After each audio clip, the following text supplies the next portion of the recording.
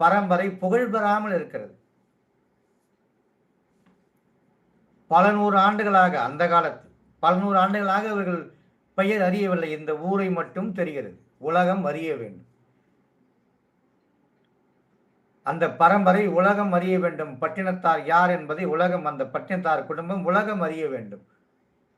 இறைவன் பார்த்தான். மகன் வடிவிலே வருவான். சோதனை வரும். சாதனையாக வேண்டும். இறைவன் நினைக்கிறான், இந்த குடும்பம் நல்ல குடும்பம், ஆனால் வெளியே தெரியவில்லை. இது எப்படியாவது வெளியே தெரிய வைக்க வேண்டும். எப்படி தெரிய வைக்க? பட்டினத்தாராக மாற்ற வேண்டும். யாரை பார்த்தாலும் பட்டினத்தார் பாடலை பையிரண்டு திங்களாய் அங்கமெல்லாம் நொந்து பெற்று பையிலென்று போதே பரிந்தெடுத்து செய்ய இருபுறத்தில் ஏந்தி கனகமுலை தந்தாலே இப்பிறப்பில் காண்பேன் பாடுகிறார். மாதா உடல் தெளித்தால் வல்வினையேன் கால் தெளித்தேன் வேதாவும் கை செலுத்தி விட்டானே நாதா இருப்பை ஊர் வாழ் சிவனே இன்னும் ஓர் அன்னை கருப்பை ஊர் வாராது கால். என் செயலாவது யாதொன்றுமில்லை உன் செயலை என உணரப் பெற்றேன். இந்த ஊன் எடுத்த பின் செய்த தீவினை யாதொன்றுமில்லை நான் பிறப்பதற்கு முன் செய்த தீவினை இங்கே வந்து மூழ்கியது. இந்த பாடல் தான் எனக்கு தெரியும். ஆகவே ஏராளமான பாடல்கள் எழுதி பட்டற்ற வாழ்க்கையை வாழ்வதற்கு இறைவன் முடிவு செய்தான். இந்த பட்டினத்தார் குடும்பம் நல்ல குடும்பம், யாராவது ஒருவரை உயர்த்த வேண்டும். இவர்கள் பெரியவர்கள் செய்த புண்ணியம் யாருக்கும் புரியவில்லை. இறைவன் புரிய வைப்பான். ஆகவே நான் ஃபேமஸாக ஆகிவிட்டேன். கும்பமேளாவில் கூட ஒரு பெண்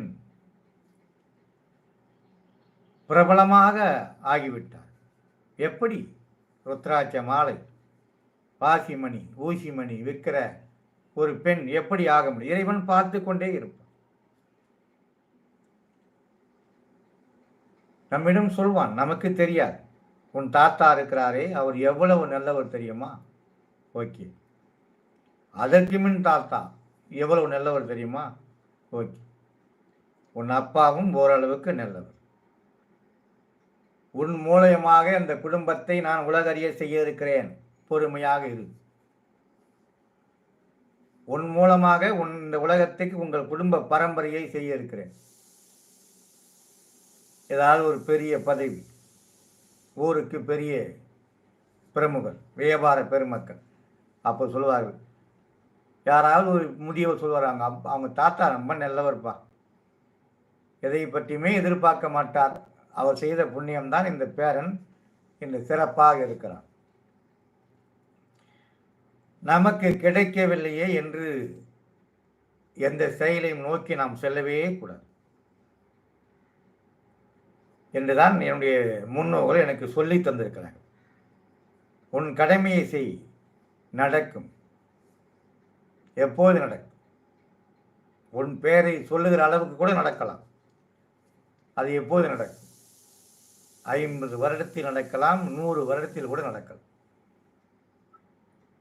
ஆகவே நம் செயலை நல்ல செயலாக செய்து கொண்டிருக்கின்ற போது அது உன் வாழ்நாளிலே கிடைக்கலாம்.